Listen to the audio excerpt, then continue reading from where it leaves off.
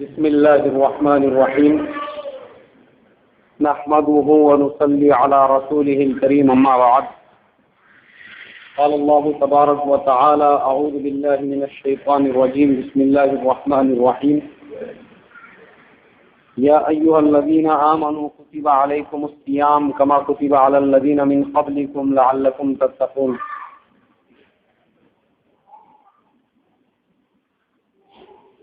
وہاں وضو خانے میں میرا چشمہ رکھے ہوں گے کیا؟ محترم بھائیوں بزرگوں دوستوں، پچھلے جمعہ کو ہم لوگوں نے رمضان المبارک کے متعلق یہ سنا تھا کہ رمضان المبارک کا جو مبارک مہینہ ہے یہ نہایت ہی برکتوں والا مہینہ ہے، اور اللہ تبارک و تعالیٰ نے ہم تمام کو یہ مبارک مہینہ عطا فرمایا۔ یہ اللہ کا ہمارے اوپر بہت بڑا احسان ہے، بہت بڑا کرم ہے، بہت بڑا فضل ہے، اس لیے کہ جو لوگ پچھلے سال رمضان میں تھے ہمارے ساتھ افطار کرنے والے، روزہ رکھنے والے، آج ایسے سینکڑوں لوگ ہیں جو ہمارے ساتھ آج اس رمضان میں موجود نہیں ہیں، وہ رمضان کی مبارک فضیلتوں سے محروم ہو گئے اور قبروں میں چلے گئے۔ اللہ نے ہم کو یہ جو مہینہ عطا فرمایا ہے یہ اس لیے عطا فرمایا ہے تاکہ ہم اس مبارک مہینے کے ایک ایک منٹ، ایک ایک سیکنڈ، ایک ایک لمحے کو پوری طرح سے اصول کریں۔ اور اللہ کے نبی صلی اللہ علیہ وسلم اسی لیے صحابہ اکرام رضوان اللہ تعالی علیہم اجمعین کو شعبان کے مہینے سے وعظ فرمایا کرتے تھے، اور شعبان کے مہینے سے ہی رمضان کی فضیلتیں سنایا کرتے تھے، اور خود آپ صلی اللہ علیہ وسلم شعبان کا پورا مہینہ روزے رکھا کرتے تھے رمضان المبارک کے استقبال میں، کہ رمضان آ رہا ہے اس کے استقبال میں ہمارے اور آپ کے آقا جناب حضرت محمد الرسول اللہ صلی اللہ علیہ وسلم پورے مہینے کے روزے رکھا کرتے تھے رمضان کے استقبال میں۔ پھر صحابہ کا بھی یہی معمول تھا کہ رمضان میں وہ متفکر ہو جایا کرتے تھے، اور حضرت عائشہ رضی اللہ تعالی عنہا فرماتی ہے اللہ کے نبی صلی اللہ علیہ وسلم جب رمضان کا چاند دیکھتے تھے تو اپنے تہبند کو کس کے باندھ لیا کرتے تھے۔ مطلب کیا تھا؟ مطلب یہ تھا کہ اللہ کے نبی صلی اللہ علیہ وسلم سارے کاموں سے فارغ ہو جاتے تھے خاص عبادت کرنے کے لیے۔ اب اللہ نے ہم تمام کو بھی یہ مبارک مہینہ عطا فرمایا۔ سب سے اہم جو فرض ہے اس مبارک مہینے کا وہ یہ ہے کہ ہر مسلمان بالغ مرد اور عورت پر اللہ تبارک و تعالی نے اس مہینے کے روزے کو فرض فرمایا ہے۔ روزے کا رکھنا ہر ایک کے اوپر فرض ہے۔ چھوٹے سے عذر کی وجہ سے، کسی بھی بہانے ہیلے کی وجہ سے اگر کوئی روزہ چھوڑ دے، اللہ کے نبی صلی اللہ علیہ وسلم نے فرمایا کہ ایسا آدمی جو روزے کو چھوڑ دے وہ اللہ تبارک و تعالیٰ کے نزدیک شقی ہے، محروم ہے، اللہ کے حکم کو توڑنے والا نافرمان ہے، فاسق اور فاجر ہے۔ سمجھے بھائی؟ اسی لیے فرمایا وہ حدیث ہے حضرت عروہ رضی اللہ تعالیٰ، کعب ابن عجرہ رضی اللہ تعالیٰ عنہ کی، حضور صلی اللہ علیہ وسلم نے ممبر کی پہلی سیڑھی چڑھ کے فرمایا کہ ہلاک ہو جائے وہ شخص جو رمضان کا مبارک مہینہ پاوے اور اس کے بعد بھی اس کی مغفرت نہ ہو۔ کیا مطلب ہے اس کا؟ مطلب یہ ہے کہ رمضان کا مہینہ آیا اور نکل گیا، یہ بیچارہ محروم رہ گیا، اس کو روزے رکھنے کی بھی فرصت نہیں ملی۔ چھوٹے چھوٹے بچے ہمارے زمانے میں روزے رکھتے ہیں، لیکن بڑی بڑی عمر کے لوگ چھوٹے بہانے اور ہیلے کی وجہ سے، کوئی بیماری کے بہانے کی وجہ سے، کوئی کسی اور ہیلے کی وجہ سے لوگ روزے کو چھوڑ دیتے، اس کو ایک دم ہلکا سمجھتے۔ وہ اس لیے ہلکا سمجھتے ہیں کیونکہ یہ یقین اور ایمان کی کمی ہے۔ اگر دل کے اندر ایمان مضبوط ہوتا، یقین کامل ہوتا تھا تو پھر میرے محترم بزرگوں دوستوں، آدمی جو ہے جیسے ہی رمضان کا مہینہ آتا خوشی میں عبادتوں کی وجہ سے جھوم جاتا۔ اب رمضان کا جو مہینہ آ رہا ہے فرمایا کہ دن میں روزہ رکھیں، اور روزے کی حالت میں سب سے اہم اور ضروری چیز جو بیان فرمائی ہے وہ قرآن پاک کی تلاوت کریں۔ کس کی تلاوت کرے بھائی؟ قرآن پاک کی۔ کیوں؟ اس لیے کہ رمضان اور قرآن یہ دونوں کو ایک دوسرے کے ساتھ میں خاص مناسبت ہے۔ اللہ تبارک و تعالیٰ نے قرآن پاک کو نازل ہی فرمایا رمضان المبارک کے مہینے میں، اس لیے قرآن پاک میں ارشاد فرمایا شہر رمضان الذی انزل فیہ القرآن، کہ رمضان کا مہینہ وہ مہینہ ہے جس میں اللہ تبارک و تعالیٰ نے قرآن پاک کو نازل فرمایا ہے۔ قرآن پاک جو اتارا گیا وہ کس مہینے میں اتارا گیا؟ فرمایا رمضان المبارک کے مہینے میں۔ کیوں اتارا گیا؟ ھدی للناس وبینات من الھدی والفرقان۔ اللہ تبارک و تعالیٰ فرماتے ہیں لوگوں کی ہدایت کے لیے ہم نے قرآن پاک کو نازل فرمایا۔ اب میرے محترم بزرگوں دوستوں، اگر ہم حالات کو اٹھا کر دیکھیں گے، صحابہ اکرام کے واقعات کو اٹھا کر دیکھیں گے، تو صحابہ اکرام رضی اللہ تعالی عنہم اجمعین کے زمانے میں اتنی کثرت سے لوگ قرآن پاک کی تلاوت کیا کرتے تھے کہ خود اللہ کے نبی صلی اللہ علیہ وسلم کے زمانے میں حفاظ کی ایک بہت بڑی جماعت تھی۔ کس کی جماعت تھی بھائی؟ حفاظ کی ایک بہت بڑی جماعت تھی اللہ کے نبی صلی اللہ علیہ وسلم کے زمانے میں۔ اور اصحاب صفہ جو تھے، جو اصحاب صفہ میں جو لوگ شامل تھے، اس میں سے اکثر جو ہے وہ حافظ قرآن تھے، کہ ان کا دن بھر کا کام یہی ہوتا تھا کہ وہ قرآن پاک ایک دوسرے کو سنایا کرتے۔ پھر کون سا زمانہ؟ وہ زمانہ نہ جس زمانے میں ہمارے جیسے قرآن چھپے ہوئے ہیں۔ آج تو قرآن پاک الگ الگ نمونے میں چھپے ہوئے ہیں، موٹے سائز میں ہے، 13 سطری ہے، 15 سطری ہے، حافظی قرآن الگ ہے، مکے کا قرآن الگ ہے۔ یہ سب قرآن اس حساب سے ان لوگوں نے اس کی کتابت کی ہوئی ہے تاکہ لوگوں کو پڑھنے میں کیا رہے بھائی؟ آسانی رہے۔ قرآن تو ایک ہی ہے، نہ قرآن کے زیر زبر میں فرق ہے، نہ قرآن کے تشدید میں فرق ہے، نہ کسی نقطے میں فرق ہے، لیکن اس کی کتابت میں فرق ہے کہ بعض لوگوں نے ایسے بڑے بڑے قرآن بھی چھاپے ہوئے، وہ اتنا بڑا ہے، اتنا موٹا ہے کہ اس کو 100 سال کا بوڑھا آدمی بھی آسانی سے پڑھ سکتا ہے، ایسے بھی قرآن چھپ گئے۔ پھر کسی کو انگلش پڑھنے والا ہے، اس کو جو ہے ذرا عربی پڑھنے میں تکلیف ہوتی ہے، تو تجوید والے قرآن بھی آ گئے کہ وہ قرآن میں جیسے جیسے قاعدے ہیں وہ حروف وہ رنگ میں لکھے ہوئے، لال میں، ہرے میں، اودے میں، نیلے میں۔ کیوں؟ اس لیے بولے لوگوں کو قرآن پاک پڑھنے میں تکلیف نہ ہو، اور قرآن پاک پڑھنے میں کیا رہے بھائی؟ سہولت رہے، لوگ سہولت کے ساتھ میں قرآن پاک کی تلاوت کر سکے۔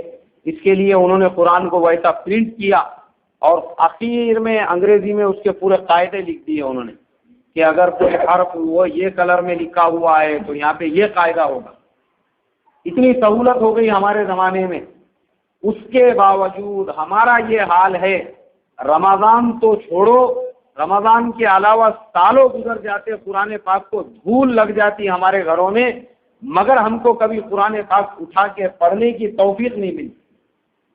اور وہ صحابہ کا زمانہ تھا جس زمانے میں حفاظ اکرام کی ایک پوری ایک جماعت تھی مستقل، جن کا کام ہی یہ تھا کہ قرآن کی جو آیت نازل ہوتی فوراً وہ لوگ اس کو اپنے سینے میں محفوظ کر لیا کرتے تھے اور قرآن کو یاد کر لیا کرتے۔ اسی لیے صحابہ اکرام رضوان اللہ تعالی علیہم اجمعین کے زمانے میں سب سے بڑے جو حافظ قرآن تھے وہ حضرت ابی ابن کعب رضی اللہ تعالیٰ عنہ تھے۔ سمجھ میں آئی بات؟ سب سے بڑے حافظ قرآن۔ ایک مرتبہ اللہ کے نبی صلی اللہ علیہ وسلم نماز پڑھا رہے تھے، اور اچانک آپ صلی اللہ علیہ وسلم درمیان میں ایک آیت چھوٹ گئی، تو فوراً حضرت ابی ابن کعب رضی اللہ تعالیٰ عنہ نے پیچھے سے لقمہ دیا۔ اللہ کے نبی صلی اللہ علیہ وسلم نے نماز کے بعد فرمایا کس نے لقمہ دیا؟ انہوں نے کہا کہ میں نے دیا۔ حضور صلی اللہ علیہ وسلم نے فرمایا میرا بھی یہ گمان تھا کہ تم نے ہی دیا ہوگا۔ کیوں؟ اس لیے کہ صحابہ میں سب سے زیادہ قرآن کس کو یاد تھا بھائی؟ حضرت ابی بن کعب رضی اللہ تعالیٰ۔ اسی لیے جب حضرت ابو بکر صدیق رضی اللہ تعالیٰ عنہ کا زمانہ آیا تو جو اکابر صحابہ تھے انہوں نے مل کے مشورہ کیا اور یہ طے کیا کہ دیکھو قرآن پاک چمڑوں پہ لکھا ہوا ہے، وہ زمانے میں کاغذ تو تھے نہیں، اور قرآن پاک درختوں کی چھالوں پہ لکھا ہوا ہے، اگر ہم نے یہ قرآن کو ایک جگہ جمع نہیں کیا تو پھر خدا نہ کرے کہیں یہ قرآن ضائع نہ ہو جائے. کیا نہ ہو جائے بھائی؟ لیکن اللہ نے تو قرآن میں فرمایا انا نحن نزلنا الذکر وانا لہ لحافظون، کہ قرآن تو ہم اس کی حفاظت کریں گے. اللہ فرماتے ہیں ہم نے اس کی حفاظت کی ذمہ داری لے لی. اللہ فرماتے ہیں اب جب قرآن کی حفاظت کی اللہ نے ذمہ داری لے لی تو اللہ نے دیکھو راستہ کیسا اس کے حفاظت کا نکالا کہ یہ لوگ بیٹھے، انہوں نے کہا کہ اگر قرآن کو محفوظ نہیں کیا گیا، یہ چھالوں پہ لکھا ہوا ہے، چمڑے پہ لکھا ہوا ہے، درختوں کی چھالوں پہ جو ہے یہ ضائع ہو جائیں گے، تو کیا کیا جائے؟ بولے یہ پورے قرآن کو ایک جگہ جمع کرو. کیا کرو؟ پورے قرآن کو ایک جگہ جمع کرو. تو انہوں نے کہا کہ کون ہے ایسا صحابہ اکرام رضی اللہ تعالیٰ عنہ اجمعین میں جس کو سب سے زیادہ قرآن یاد ہے؟ تو معلوم یہ ہوا کہ حضرت ابی ابن کعب رضی اللہ تعالیٰ عنہ تھے جن کو سب سے زیادہ کیا یاد تھا بھائی؟ قرآن پاک یاد تھا. تو حضرت ابی ابن کعب رضی اللہ تعالیٰ عنہ جو ہے ان کو ذمہ دار قرار دیا گیا کہ تم جتنے حفاظ اکرام ہیں ان کا سب کا قرآن سن کے وہ قرآن جو ہے تم پوری ترتیب دو اس کو. پوری ایک جماعت صحابہ اکرام کی ایک پینل تیار کیا گیا اور ان کو یہ ذمہ داری دی گئی اور اس کا ذمہ دار بنائے ان کو. اب انہوں نے صحابہ اکرام سے قرآن کو جمع کرنا شروع کیا اور پھر قرآن پاک کو انہوں نے ویسا بنا دیا جیسی صورتیں آج ہمارے تمہارے سامنے. پہلے سورہ بقرہ ہے، اس کے بعد سورہ آل عمران ہے، اس کے بعد سورہ نساء ہے، سورہ مائدہ ہے، سورہ انعام ہے، سورہ اعراف ہے، سورہ انفال ہے، سورہ توبہ ہے، سورہ یونس ہے. پوری جو ترتیب ہے قرآن پاک کی صورتوں کی یہ وہ زمانے میں ترتیب دی گئی. اب کیا ہوا؟ اب یہ ہوا کہ قرآن پاک جو ہے ابھی اسلام بعد میں صحابہ اکرام کے دور میں، حضرت عمر کے دور میں 3 بر اعظموں میں اسلام پھیل گیا تھا. حضرت عثمان کے دور میں اور بڑا، ان کے بعد میں پھر جو اور بادشاہ آئے ان کے زمانے میں اسلام بڑھتے گیا. باہر کے جو لوگ تھے، اب عرب کے لوگ تھے، ان کو تو قرآن پڑھنے کے لیے کوئی مسئلہ نہیں ہے، بغیر زبر زیر کا قرآن بھی وہ لوگ پڑھ سکتے تھے. مگر باہر کے جو لوگ تھے ان کو یہ ڈر ہوا کہ اگر یہ قرآن پاک کو زبر زیر نہیں لگایا گیا تو جو نئے نئے ملک اسلام میں داخل ہو رہے، جیسے بہت سارے ملک جو وہ زمانے میں افریقہ کے اسلام میں داخل ہو گئے، یورپ کے کچھ ملک اسلام میں آ گئے، اور ہندوستان کے جو سندھ کا علاقہ ہے، کیرلا وغیرہ، ملیشیا، انڈونیشیا، یہ پورے علاقے اسلام میں آ گئے. اب یہ جو نئے علاقے ہیں یہ لوگوں کو اگر قرآن سکھانے کا ہے تو قرآن کا کے جو گرامر ہے، وداؤٹ گرامر کے اگر قرآن کو ان لوگوں کے پاس میں بھیجا جائے گا تو یہ کیسا بھی پڑھیں گے قرآن کو، زبر کی جگہ زیر، زیر کی جگہ زبر، پیش کی جگہ کوچ پڑھیں گے. تو یہ جو کام تھا اللہ تبارک و تعالیٰ نے یہ کام لیا حجاج ابن یوسف سے. کس سے لیا بھائی؟ حجاج ابن یوسف. یہ بہت ظالم آدمی تھا، اس کے بہت عجیب عجیب قصے ہیں. ابھی میرے پاس میں وہ قصے سنانے کا ٹائم نہیں ہے کیونکہ میں قرآن کے اوپر ابھی بات کر رہا ہوں. ورنہ حجاج ابن یوسف اتنا ظالم تھا، اس نے بڑے بڑے تابعین کو موت کے گھاٹ اتار دیے. اور وہ بہت لمبی سٹوری ہے، انشاءاللہ رمضان کے بعد کبھی ٹائم ملا تو اس پہ اپن تفصیل سے بات کریں گے. تو حجاج ابن یوسف مگر کیسا رہتا؟ اللہ کا قانون ہے، اللہ تعالیٰ کب کس سے کیا کام لینے کا یہ خدا کا نظام ہے. وہ اتنے ظالم آدمی کو اللہ میں نے یہ اتنے اہم کام کے لیے چن لیا کہ حجاج ابن یوسف نے علماء کا ایک پینل بنایا، اور وہ بنانے کے بعد میں ان کو یہ ذمہ داری دیا کہ بولے یہ پورے قرآن پہ تم زبر زیر لگاؤ، کیونکہ نئے نئے جو علاقے ہیں وہاں پہ اگر یہ قرآن جائے گا تو یہ قرآن کو کیسے بھی طریقے سے پڑھیں گے. کیونکہ حجاج ابن یوسف جو ظالم تھا وہ اپنی جگہ پہ، مگر اس کے باوجود وہ اتنا دیندار تھا کہ تہجد میں روزانہ 10 پارے تلاوت کرتا تھا. کتنے تلاوت کرتا تھا؟ 10 پارے روزانہ تہجد میں پڑھتا تھا، اور بہت تقوی والا تھا، متقی تھا. اس کی کبھی تکبیر اولیٰ فوت نہیں ہوئی، یہ بھی کتابوں میں پڑھنے کو ملا. اس نے وہ پینل بنایا، ان کو ذمہ داری دیا، بیچاروں نے انہوں نے جو ہے اس کو کئی مہینے 6 مہینے تک برابر اس کے اوپر محنت کرتے رہے، اور وہ پورے قرآن کو انہوں نے زبر زیر لگایا. اس کے بعد آج جو ہم اور آپ قرآن پڑھتے ہیں یہ قرآن کس کے زمانے میں تیار ہوا بھائی؟ حجاج ابن یوسف کے. بولو اگر وہ بیچارہ وہ پینل نہیں بناتا تھا اور زبر زیر نہیں دینے کو لگاتا تھا تو ہم کو کتنی تکلیف اور پریشانی ہوتی تھی. ارے ہوتی تھی کہ نہیں؟ اس کی ایک موٹی مثال دیتا میں آپ کو. ابھی جیسا جس کو مراٹھی پڑھنا آتی یا جس کو ہندی پڑھنا آتی, اب وہ ہندی کا اگر سمجھو بغیر کانا کے, بغیر ماترا کے, بغیر ویلائنٹی کے, بغیر اس کے جو بھی گرامر ہے اس کے اگر خالی حروف ایسے لکھے ہوئے رہتے تھے تو ہم کیا پڑھتے تھے؟ کچھ سمجھ میں آتا تھا؟ اس کو کیا پڑھنے کا, اس کو کیا پڑھنے کا, اس کو کچھ نہیں سمجھ میں آتا تھا. ایسا ہی عربی کا حال تھا. لیکن اس اللہ کے بندے نے یہ کارنامہ انجام دیا. آج ہمارے تمہارے ملکوں میں ہم لوگ عجم ہیں, یعنی اپنے کو عربی نہیں آتی. اب ہمارے تمہارے ملکوں میں ہم جو قرآن صحیح پڑھ رہے ہیں یہ اس کی برکت ہے. تو وہ زمانے میں اتنی محنتوں کے بعد, اتنی مشقتوں کے بعد میں لوگ جو ہے قرآن سے اتنی محبت کیا کرتے تھے. صحابہ اکرام کے زمانے میں تو قرآن کا کوئی, یعنی ابھی جو میں نے واقعات بتایا, اس کے بعد تابعین کا جو دور آیا تو تابعین کے دور میں ایسا تھا کہ قصے ملتے ہیں بزرگان دین کے پڑھنے کے لیے کہ حضرت امام ابو حنیفہ رحمۃ اللہ علیہ رمضان کے مہینے میں 60 قرآن پڑھتے تھے. کتنے قرآن پڑھتے تھے بھائی؟ 60 قرآن پڑھتے تھے. کیسا پڑھتے تھے؟ دن میں ایک قرآن پڑھتے تھے, جو فجر کے بعد سے پڑھتے تھے تو افطار تک ایک قرآن ہو جاتا تھا ان کو. اور اس کے بعد میں پھر کیا کرتے تھے؟ افطار وغیرہ سے فارغ ہوتے تھے, اوابین پڑھتے تھے. پھر عشاء کی نماز کے بعد تراویح میں روزانہ جو ہے صرف ایک پارہ پڑھتے تھے, اور تراویح کے بعد پھر واپس سے قرآن پڑھتے تھے. تو پھر وہ سحری تک ایک قرآن ختم کر دیتے. رات میں ایک قرآن, دن میں ایک قرآن, اور تراویح میں ایک پارہ. یہ تراویح کا ایک قرآن ہوتا تھا اور باقی دن رات کے ملا کے جو ہے 30 قرآن ہوتے تھے. ایسے پورے رمضان میں کتنے قرآن ہوتے تھے بھائی؟ 61 قرآن پڑھتے تھے. سبحان اللہ, کتنی محبت ہوں گی قرآن پاک سے.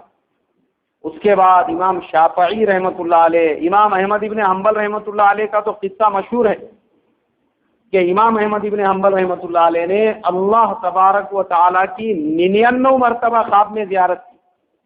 کتنے مرتبہ بھائی؟ ہاں, سوچو کیا کلیجہ ہوگا, کیا دل ہوگا, اور کیسی انہوں نے اپنے آپ کو بنانے کے لیے محنت کی ہوں گی, اور اللہ سے کیسا تعلق جوڑا ہوگا. 99 مرتبہ اللہ تبارک و تعالیٰ کی خواب میں زیارت.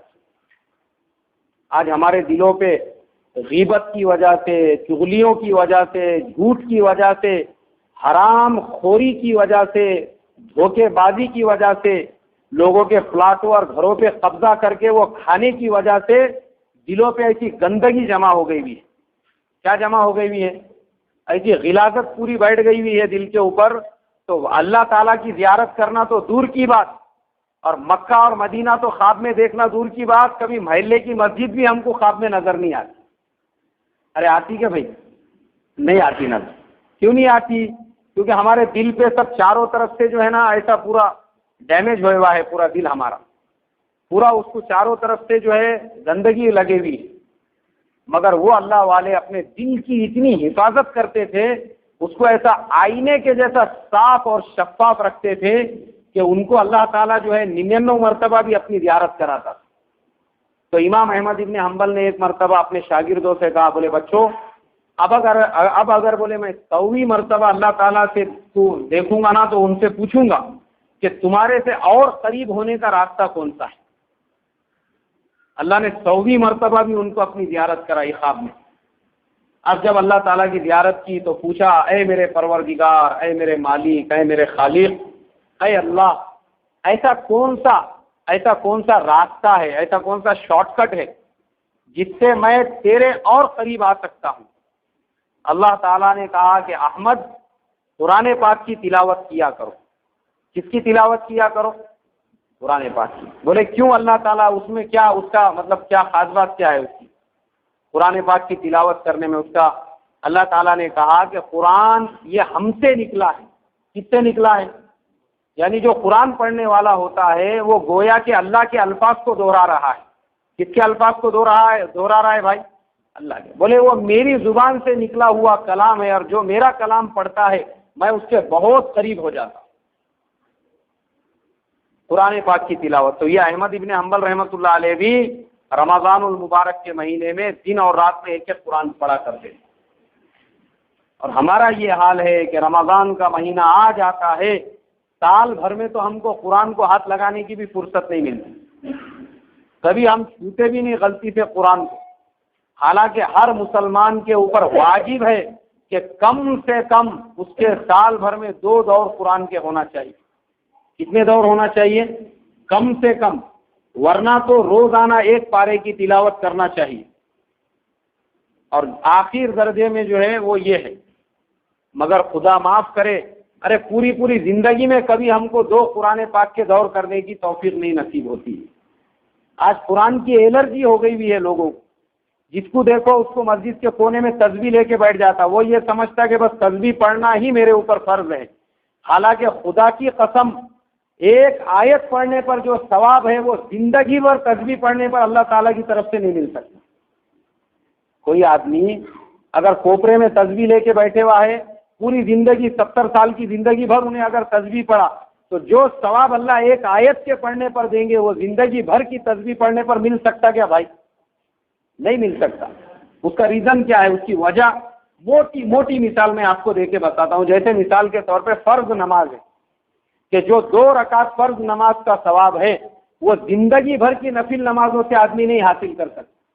پوری زندگی بھر کوئی نوافل پڑھ رہا اور اس نے فرض نماز چھوڑ دیا تو فرض کے ثواب کو پہنچ سکتا کیا بھائی؟ نہیں پہنچ سکتا۔ ایسے ہی قرآن کی تلاوت کا مسئلہ ہے۔ اسی لیے ذکر کے بارے میں جب ہم سنتے ہیں نا کہ ذکر کا مقصد یہ ہے کہ ہمیں اللہ کا دھیان نصیب ہو جائے۔ کیا نصیب ہو جائے بھائی؟ اللہ کا دھیان نصیب ہو جائے۔ دھیان کس کو بولتے؟ دھیان کا مطلب یہ ہے جیسے آدمی اپنے سائے کو اپنے ساتھ میں محسوس کرتا، آدمی چل رہا ہے تو اس کا سایہ اگر پیچھے ہے تو آدمی اس کو محسوس کرتا یا نہیں کرتا؟ ایسے اس کو اللہ کا دھیان نصیب ہو کہ اللہ بھی میرے سائے کے جیسا میرے ساتھ میں، اس کو بولتے اللہ کا دھیان نصیب ہونا۔ اب وہ دکان پہ ہے تو بھی اس کے دل میں یہ خیال ہے کہ اللہ یہاں بھی میرے ساتھ میں، بازار میں ہے تو بھی اس کے دل میں یہ دھیان ہو کہ یہاں اللہ میرے ساتھ میں، اور وہ آدمی اپنے بیوی کے ساتھ گھر میں ہے تو بھی اس کے دل میں یہ دھیان ہو کہ یہاں پہ بھی اللہ کیا ہے بھائی؟ میرے ساتھ میں ہے۔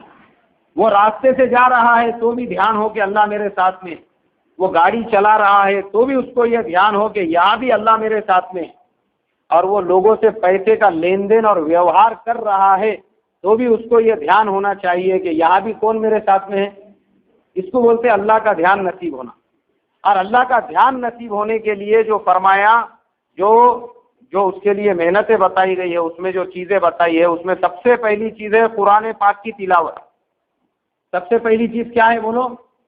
قرآن پاک کی تلاوت۔ قرآن پاک کی تلاوت بہت ضروری ہے، اس لیے رمضان اور قرآن یہ دونوں کا ایک دوسرے سے خاص تعلق ہے، بہت ضروری ہے۔ جس نے رمضان المبارک میں قرآن پاک کی تلاوت کر کے، کیونکہ روزے کی حالت میں دل کی گندگی کم ہو جاتی اور قرآن کی تلاوت سے دل میں نور پیدا ہوتا۔ کیا پیدا ہوتا بھائی؟ اس کی مثال ایسی ہے جیسا مثال کے طور پہ روزے کی وجہ سے جو ہے وہ واشنگ ہو جاتی ہے آدمی کے دل کی، اور قرآن کی تلاوت کی وجہ سے اس پہ پالشنگ ہو جاتی، اس کی پالش ہوتی دل کی، اس میں چمک پیدا ہوتی، انوارات آتے، اس کے اندر نور آتا دل کے اندر۔ خاص تعلق ہے رمضان اور قرآن کا ایک دوسرے سے۔ تو روزے کی حالت میں جتنا آدمی قرآن پڑھے گا اس کے دل میں اللہ تعالیٰ انوارات پیدا کریں گے۔ اور حضرت علی رضی اللہ تعالیٰ عنہ کا قول ہے کہ حافظے کی قوت اللہ تبارک و تعالیٰ نے 3 چیزوں میں چھپا کے رکھی۔ بہت سارے لوگ رہتے ان کو شکایت رہتی، بولے یار مجھے کچھ یاد ہی نہیں رہتا، میں بار بار باتیں بھول جاتا ہوں۔ تو حضرت شیخ رحمۃ اللہ علیہ نے لکھا ہے فضائل قرآن میں، حضرت علی رضی اللہ تعالیٰ عنہ کا قول کہ حافظے کی قوت کتنی چیزوں میں ہے بھائی؟ 3 چیزوں میں۔ بولے مسواک کرنا، روزہ رکھنا اور قرآن پاک کی تلاوت کرنا، ایک دم آسان راستے، باقی کچھ کرنے کی ضرورت نہیں۔ اللہ آدمی کے حافظے کو کیا بنائیں گے؟ پھر قوی بنائیں گے۔ اللہ تبارک و تعالیٰ اس کا جو میموری پاور ہے اس کو کیا کریں گے؟ اللہ تبارک و تعالیٰ اس کو جو ہے بڑھا دیں گے، اس میں طاقت پیدا کریں گے، اس کو پاورفل کریں گے، قرآن کی تلاوت کی وجہ سے اور روزے کی برکت کی وجہ سے۔ اب قرآن پاک کی تلاوت کے ساتھ ساتھ جو ہم قرآن میں پڑھ رہے ہیں اس کے معنی اور مفہوم کو سمجھنا بھی ہر مسلمان کے اوپر فرض ہے۔ آدمی 60 سال سے قرآن پڑھ رہا، 50 سال سے قرآن پڑھ رہا، اور 40 سال سے قرآن پڑھ رہا، اور 30 سال سے آدمی قرآن پڑھ رہا ہے، تو بیچارے کو یہ چیز نہیں معلوم ہے کہ میں علم ترا کا جو سورہ ہمیشہ پڑھتا اس کے معنی کیا ہے، اس کے میننگز کیا ہے، اس میں بول رہے کیا اللہ نے. خالی حروف پڑھنے سے کام نہیں چلے گا جب تک آدمی اس کے معنی کو، اس کے میننگز کو، اس کے مطلب کو نہیں سمجھے گا. یہ قرآن کے کیا بولیں گے اس کو، جو قرآن پاک کا جو نور ہے اس تک آدمی نہیں پہنچ سکتا. عرب جو لوگ تھے وہ قرآن کی وجہ سے ایمان میں اس لیے داخل ہوتے تھے کیونکہ قرآن ان کی زبان میں اترا تھا. ہم تو ہندوستانی لوگ ہیں، ہم کو کیا معلوم ہے قرآن پاک میں اللہ کیا فرما رہے. وہ جو فرما رہے ہیں وہ سمجھنے کے لیے اس کے معنی کو جاننا ضروری ہے، اس کے ترجمے کو بھی پڑھنا ضروری ہے. اور جو چیز نہیں سمجھ میں آ رہی اس کو معتبر علماء سے پوچھنا چاہیے. کس سے پوچھنا چاہیے بھائی؟ معتبر جو علماء اکرام ہیں ان سے پوچھنے کا، بھائی مولانا میں قرآن کا یہ ترجمہ پڑھ رہا تھا، اس میں میرے کو ذرا یہاں سمجھ میں نہیں آ رہا کیا ہے. اپنے دل سے کچھ بھی مطلب نہیں بنانے کا، بلکہ جو نہیں سمجھ میں آ رہا اس کو پوچھ کے لے لینے کا ضروری ہے. یہ آپ مجھے بولو علم ترا کا سورہ آدمی 50 سال سے پڑھ رہا، اس کا کیا مطلب ہے، کیا فرمایا اللہ میں نے اس میں؟ بولو. لیلا فی قریشین کا سورہ ہم جو ہے 10 سال سے 20 سال 50 سال سے پڑھ رہے، کیا مطلب کیا ہے اس کا، کیا ہے اس کے اندر، کیا معنی ہے اس کے؟ ارایت الذی کا سورہ ہم پڑھ رہے، انا اعطینا کا سورہ پڑھ رہے. بس ہم کو ایسا لگتا ہے یہ بس نماز جس کو جلدی پڑھنے کا اس نے انا اعطینا کا سورہ پڑھنا. ارے انا اعطینا کے سورے کا شان نزول کیا ہے، وہ سورے کا بیک گراؤنڈ کیا ہے، اس کے معنی کیا ہے، یہ ساری چیزیں ہر مسلمان کو معلوم ہونا ضروری. مگر ہمارا مسئلہ یہ ہے، ہم کو جب قرآن کے حروف ہی صحیح پڑھنا نہیں آتے تو ہم معنی کہاں سے پڑھیں گے؟ ابھی حروف ہی صحیح نہیں ہے ہمارے، ابھی ہم کو الفاظ ہی نہیں معلوم ہے کہ قرآن کے الفاظ کیا ہے، تو ہمارا معنی تک تو پہنچنا یہ دوسرا اسٹیپ ہے، سیکنڈ اسٹیپ ہے. ابھی ہم یہیں اٹکے ہوئے. تو فرمایا اگر ہم کو نہیں آتا ہے تو فرض ہے ہمارے اوپر، اگر ہم 60 اور 70 سال کے بوڑھے ہو چکے ہیں تب بھی ہم پر فرض ہے کہ مرنے سے پہلے اور قبر میں جانے سے پہلے ہم اپنے قرآن کو درست کر لیں. کیا کر لیں بھائی؟ بولو کیا کر لیں؟ قرآن کو درست کر لیں. نورانی قاعدہ لے کر بیٹھے، کسی حافظ صاحب کو پکڑے جن کو قرآن جو سکھانے والے، اور ان کو بولے کہ بھائی میرے کو تم قرآن سکھاؤ. یہ فرض ہے ہمارے اوپر. اگر ہم قرآن پاک نہیں سیکھیں گے اور بغیر سیکھے کے مر جائیں گے، چلے جائیں گے دنیا سے، تو یہ بلڈنگیں اور یہ بینک بیلنس اور یہ بچے یہ کچھ کام آنے والا نہیں ہے ہمارے. اس لیے قرآن کی تلاوت رمضان میں بہت ضروری. روزے کی حالت میں یہی اگر کچھ کمانا ہے تو قرآن کی تلاوت کرنا پڑے گا. اب محترم بزرگوں، رمضان میں بہت سارے امور ہوتے ہیں. اسی کے ساتھ اللہ کے نبی صلی اللہ علیہ وسلم نے فرمایا یہ غم گساری کا مہینہ ہے ایک دوسرے کے ساتھ. پچھلے ہفتے ہم نے سنے تھے غم گساری کے بارے میں، لیکن ابھی اس میں بہت ساری باتیں باقی تھی. ابھی ایک بات اس میں یہ بھی بتانا چاہوں گا، رمضان میں نہیں، رمضان کے علاوہ بھی مسلمانوں پر ایک دوسرے کا اکرام کرنا فرض ہے. کیا ہے بھائی ایک دوسرے کا اکرام کرنا؟ ہاں، خالی اکرام پہ بیان کرنا فرض نہیں ہے، ورنہ اکرام پہ بیان آدمی 3 گھنٹے کرتا. اصل جو ہے نا تقریر نہیں ہے، ورنہ تقریر کے سیڈیاں اور کیسٹا پورے بازار میں بھرے ہوئے. ہاں، 30 روپے میں آدمی نے ایک DVD لے کے آیا اور اس کو لگایا نا تو ہفتہ بھر ختم نہیں ہوتی ہو. اور من پسند مولانا کی جس کی ہونا اس کی اویلیبل ہے، اور اگر پھکٹ میں ہونا تو نیٹ کے اوپر آپ جاؤ. اس کے اوپر ابھی الحمدللہ لوگوں نے جو ہے پورے دنیا بھر کے، جو اپنے ہندوستان کے نہیں ہے، کوئی کہاں کو کونے کوپرے کے بھی ہیں، ان کے بھی پورے بیانات اپلوڈ کر کے رکھے ہوئے، پھکٹ میں مل جائیں گے آپ. تو اصل چیز بیان اور تقریر نہیں ہے، اصل چیز کیا ہے؟ بولو بھائی کیا ہے؟ عمل ہے، عمل. اور اکرام ہمارے اندر آنا بہت ضروری ہے. رمضان میں تو خاص طور سے مسجد ہے، نئے مصلی آتے، بیچارے نئے لوگ نماز پڑھنے کو آتے.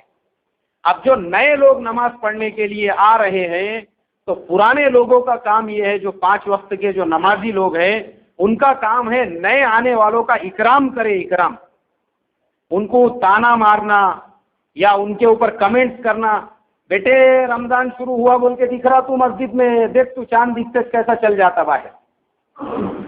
یہ آدمی جو ہے نا یہ دین کو نقصان پہنچانے والا ہے، ایسا بولنے والا. ہاں یہ رمضانی مسلمان ہے بولے، یہ جب تک رمضان ہے بس جب تک یہ دکھیں گے بولے مسجد میں، بعد میں کیا دکھتا بولے یہ مسجد میں. یہ فرمایا اپنے عمل کو برباد کرنے والا انسان ہے. ارے وہ بیچارہ رمضان میں مسجد میں آیا، اس کا اکرام کرو. تمہارے اخلاق دیکھ کے، تمہارا کردار دیکھ کے اس نے جو ہے 11 مہینے کا نمازی بننا چاہیے. بلکہ یہ نہیں کہ تمہاری بد اخلاقی کی وجہ سے اس نے بولنا کچھ فائدے کا نہیں ہے، دیکھا میں نے جا کے مسجد میں، نہیں میں نہیں آتا بولے. کیونکہ ایسا میں آپ کو خالی مثال دے کے نہیں بتا رہا ہوں، میں پریکٹیکل سنا رہا ہوں. ایسے بہت سے لوگ ہیں گشت میں ان کے پاس ملاقات کو گئے، بولتے مولانا ہمارے پاس آنا نہیں دعوت دینے. کیوں نہیں آنا؟ کیا آنا بولے ہم اگر مسجد میں گئے لوگ ایسے تانے مارتے بولے ہم کو، بس بیٹے معلوم ہے خالی تو رمضان تک ہی چاہیں گا، بعد میں ہم کو معلوم ہے تیری جگہ کہاں ہے. تو فرمایا ایسا نہیں بولنا چاہیے. بلکہ جو نئے لوگ آ رہے ہیں مسجد میں تو پرانے جو نمازی ہے ان پہ فرض ہے، اگر وضو خانے میں یہ پہلے کھڑے ہوئے ہیں تو انہوں نے پیچھے ہٹ جانا. نہیں آپ آئیے عبداللہ بھائی ماشاءاللہ آپ وضو کیجیے. اب وہ بیچارہ امپریس ہوں گا تمہارے اخلاق سے، اور پھر وہ سوچیں گا کہ اپن نے 11 مہینے نماز پڑھنا چاہیے. اب طہارت خانے میں گئے، وہاں پہ جانے کے بعد میں وہاں بھی ایک دوسرے کا اکرام ضروری ہے. رمضان میں بہت لوگ آتے، اب ہم کھڑے ہوئے ہیں، ہمارے پیچھے کوئی بزرگ آدمی ہے، کوئی عمر رسیدہ آدمی ہے. اب یہ عمر رسیدہ اور بزرگ لوگ جو رہتے ہیں ان کے بہت سارے پرابلمس رہتے ہیں.